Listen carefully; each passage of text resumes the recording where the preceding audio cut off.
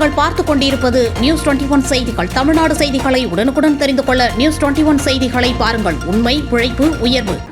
சேலம் மாவட்டம் ஓமலூர் பேருந்து நிலையத்தில் வன்னியர் இடஒதுக்கீடு போராட்டத்தில் உயிரிழந்த தியாகிகளுக்கு வீர வணக்கம் செலுத்தும் நிகழ்ச்சி நடைபெற்றது.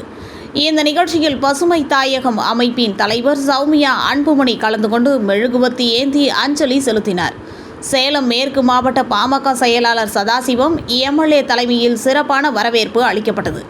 இதனைத் தொடர்ந்து அவர் ஓமலூர் பஸ் நிலையம் அருகே 1987 வன்னியர் சங்கம் சார்பில் நடைபெற்ற இடஒதுக்கீடு போராட்டத்தில் உயிரிழந்த 21 பேருக்கு அஞ்சலி செலுத்தும் நிகழ்ச்சியில் கலந்து கொண்டு இடஒதுக்கீடு போராட்டத்தில் உயிர் நீர்த்தவர்களின் திருவுருவ படத்திற்கு மலர் தூவி மரியாதை செய்தார்.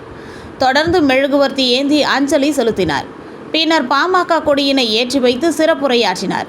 இந்த நிகழ்ச்சியில் சேலம் மேற்கு மாவட்ட செயலாளர் சதாசிவம், எம்எல்ஏ பாமக தலைவர் டாக்டர் மாணிக்கம், மாநில இளைஞரணி செயலாளர் ராஜசேகரன், மாநில செயற்குழு உறுப்பினர் பாபு, மாவட்ட வன்னியர் சங்க தலைவர் முருகன், மாவட்ட வன்னியர் சங்க செயலாளர் ராமகிருஷ்ணன், மாவட்ட பாமக துணை செயலாளர் குமார், தொகுதி அமைப்பு தலைவர் குமார், ஓமலூர் நகர செயலாளர் சாய் சுஜன் உள்ளிட்டோர் பலர் கலந்து கொண்டனர். நியூஸ் 21 செய்திகளுக்காக ஓமலூர் செய்தியாளர் சித்தையன்.